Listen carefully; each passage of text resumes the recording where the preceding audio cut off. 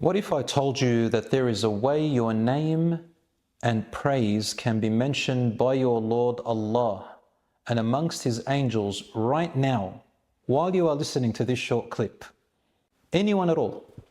Just mention His name or any beautiful word about Him and your name is mentioned immediately. Allah says in Surah 2, Al-Baqarah verse 152, فَاذْكُرُونِي أَذْكُرْكُمْ. So remember me, I will remember you. And in a beautiful narration called Hadith Qudsi, the Prophet, peace be upon him, said, Allah says, I am as my servant thinks of me, and I am with him when he mentions me. If he remembers me within himself, I remember him within myself.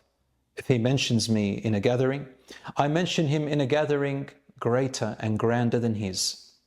If he comes to me a hand's length closer, I come to him an arm's length closer. If he comes to me an arm's length closer, I come to him a span length closer. And if he walks towards me, I rush towards him. This narration can be found in Sahih al-Bukhari 7405 and Sahih Muslim 2675.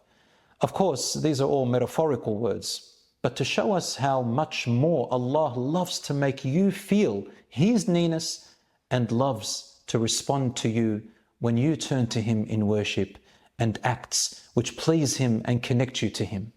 It is not because He needs it from us. He doesn't need our worship, but He loves to see your happiness, your peace, your salvation, and your guidance. Why?